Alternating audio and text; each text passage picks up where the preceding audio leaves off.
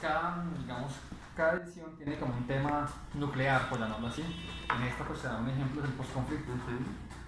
Y en la que estamos preparando para este semestre es sobre el enfoque economicista en la política. Y es sobre ese tema. Entonces tenemos 3 perfiles para la entrevista.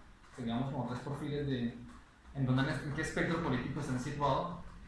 Tenemos a Jorge Robledo, pues en izquierda, Camilo Romero central, y pues quisimos a alguien como serio en un espectro un poco más a la derecha, si me lo permite. Ahora, yo no soy del Centro Democrático. No, yo sé que no, pero... Digamos, no represento a ningún partido, pero no. Listo, estamos listos. Y pues la primera pregunta para partir sería, pues, si usted, digamos, ¿qué comprendería por el enfoque economicista? ¿Tiene alguna idea de eso? ¿O nos puede aportar algo de eso, como cómo funciona ese enfoque en la política, por ejemplo? Hay una razón de ser de la política, y es que el nivel de vida de la sociedad pueda mejorar a través del ejercicio político. Y la medición del bienestar tiene que ver con muchos aspectos que se complementan, pero que pertenecen a distintos ámbitos. Cuando se concentra la valoración del impacto de la política, por ejemplo, o del derecho, en uno solo de sus frentes, y se mide por sus impactos a partir de indicadores económicos, se pierde la esencia de integración que tiene la política. Así advierto yo el riesgo de visiones economicistas que privilegian una sola óptica de mirada o un solo criterio de valoración, cuando por su naturaleza la política se tiene que valorar y se tiene que ejercer en función de muchos objetivos, muchos propósitos que convergen en una búsqueda del bienestar para la sociedad, que se mide de muchas maneras, algunas de las cuales no son susceptibles de parametrización en indicadores económicos. Claro, pero digamos en teoría, ese es, en sano juicio, lo que sería el economicismo y lo que no debería ser, ¿no?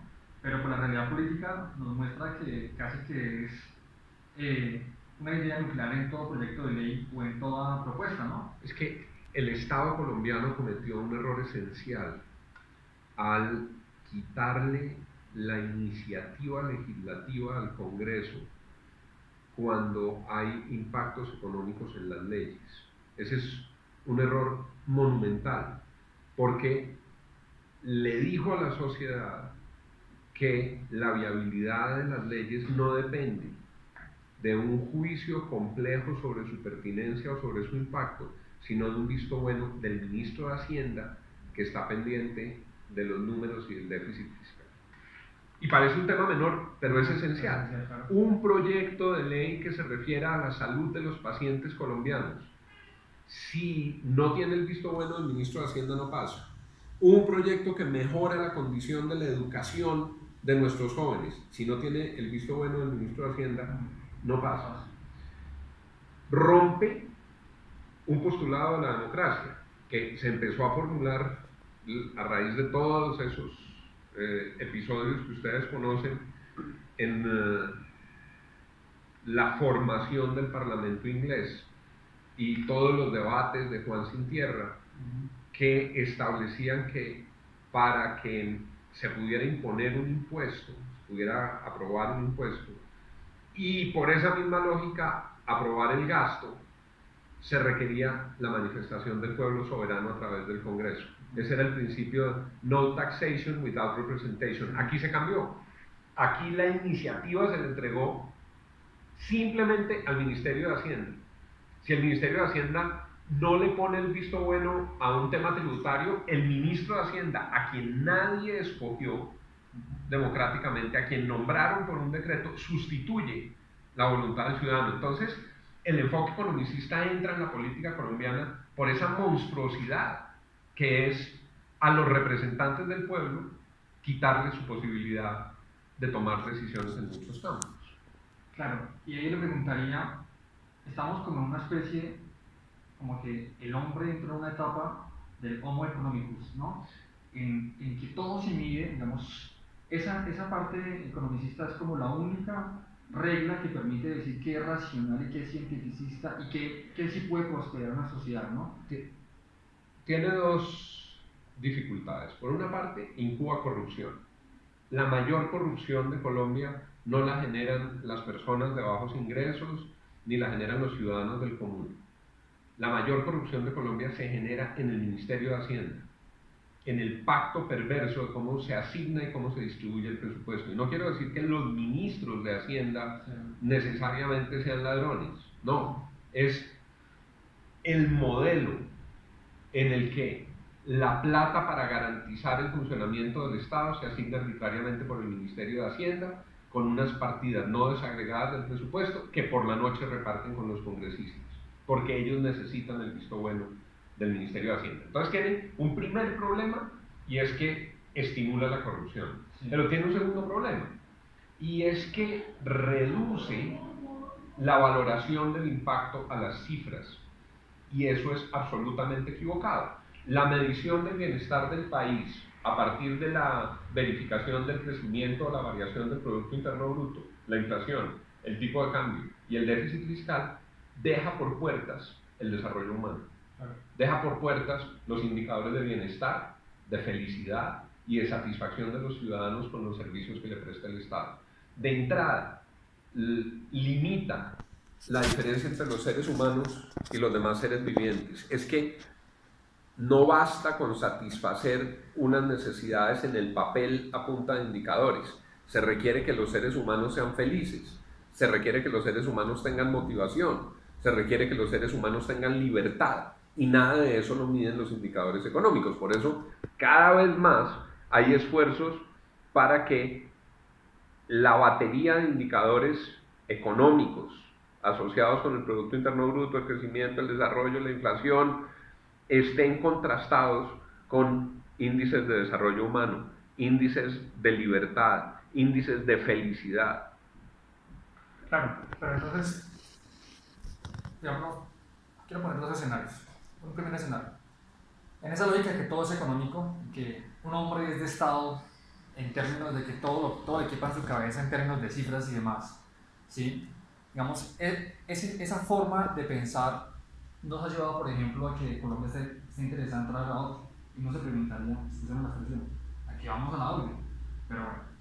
Y un segundo escenario. Para ir a la OCDE, pues se dice así como usted lo manifestaba en su experiencia, pues hay una serie de requisitos que se le colocan a Colombia para poder ingresar.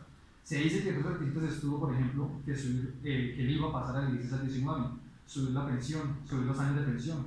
Entonces uno se preguntaría, digamos, que todo lo procesemos en economía, que todo lo procesemos en ese carácter, aun cuando busquemos un desarrollo, pues también estamos como sacrificando un poco las cuestiones sociales, ¿no? Lo de la OCDE tiene mucho de arribismo internacional, que es muy del estilo del presidente de la República.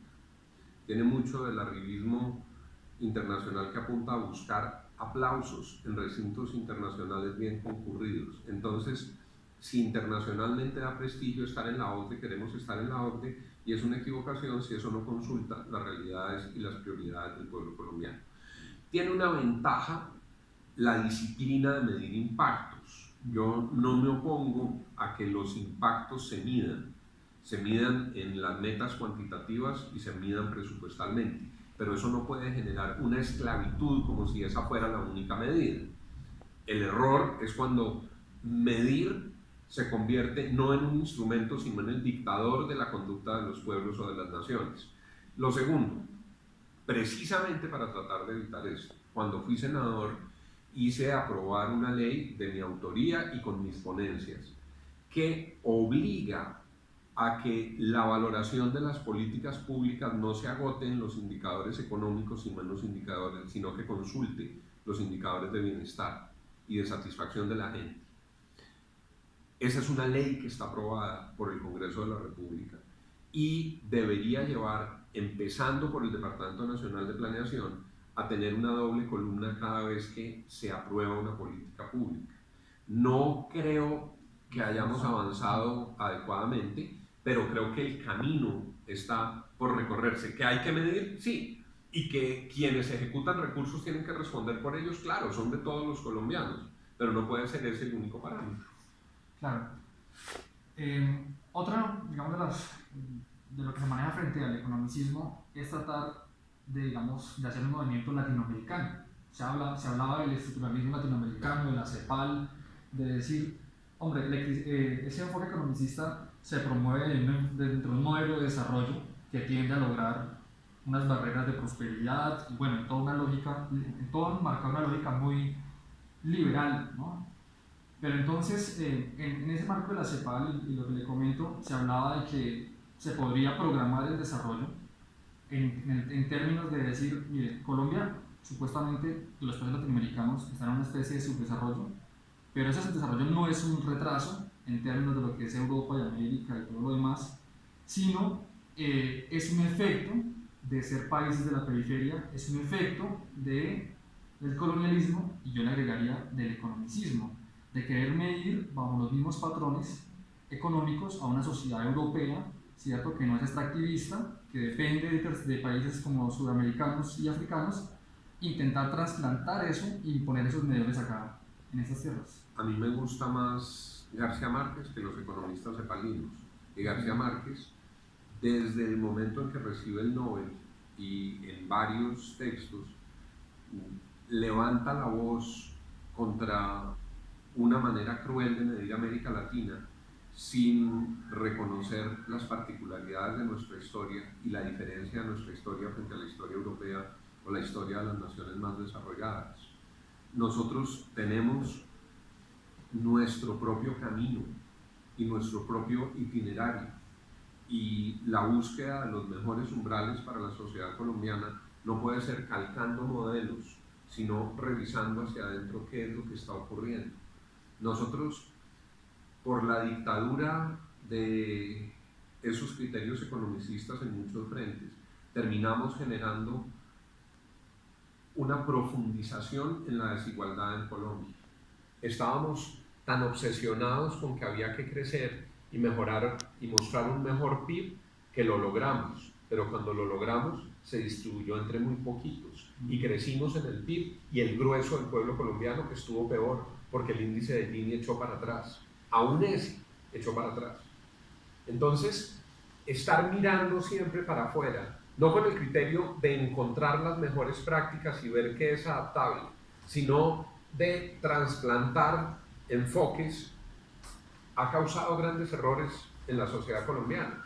El tema del IVA es un gran ejemplo, es una monstruosidad con el pueblo colombiano en las circunstancias por las que estaba pasando su economía. Subir esos 3 puntos del IVA para muchas personas no son simplemente unos pesos menos, es comida menos, es bienestar menos, pero había un dictado y un modelo acerca de cómo resolver esos faltantes y lo resolvieron, trasladando la receta de subir el IVA sin considerar lo que le estaba sucediendo a la gente en Colombia. Entonces, eso obviamente requiere de una reflexión y de un ajuste.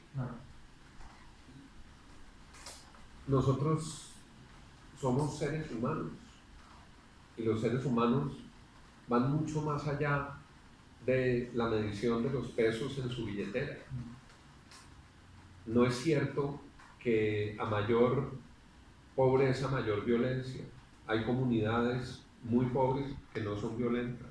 No es cierto que a mayor riqueza, mayor bienestar. Hay mucha gente muy rica y muy infeliz. No es cierto que a mayor riqueza, mayor virtud. Hay mucha gente muy rica y muy canalla. No es cierto que uno pueda asociar la riqueza con las virtudes humanas ni la pobreza con las virtudes humanas. Hay que pensar es en el desarrollo cabal del ser humano, no de los números. Son parámetros para adoptar políticas públicas, son parámetros para valorar el impacto de las políticas públicas, pero no pueden generar camisas de fuerza a la hora de revisar los impactos humanos de las decisiones colectivas. Claro, y ahí, digamos, quisiera preguntarle, finalizando, y es, tengo un análisis y señaló, mire, los ministros de Hacienda son los que deciden, hay una cuestión, pues. Y entonces yo le diría, la mayoría de los ministros de Hacienda, pues sí, aunque cuando pueden estudiar en Colombia, pues terminan haciendo sus posgrados además en el extranjero, ¿cierto?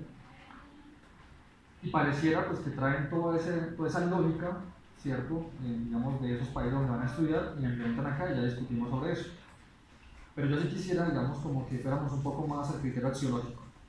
Y es que se dice que el enfoque economicista tiene un enfoque axiológico neutral, y es el estilo del análisis económico del derecho que es más funcional, en términos económicos, ¿no? Que nos genera más beneficios, que nos genera menos daño y ya. Entonces, así como en este caso que es para una revista de derecho, se dice, hay osados que han dicho que la ética no tiene nada que ver con el derecho, uno también le podría preguntar que el enfoque economicista sacrifique la ética desde la justicia social, digamos, genera unos paradigmas bien fuertes contra la sociedad, porque le dice, después la otra vez que me conteste, y es yo como líder o como padre, ¿cierto? No les voy a dar de comer porque no hay dinero. Un ejemplo. Genera unos desafíos inmensos, porque el derecho, los derechos y las libertades pueden naufragar en los números. Ejemplos concretos.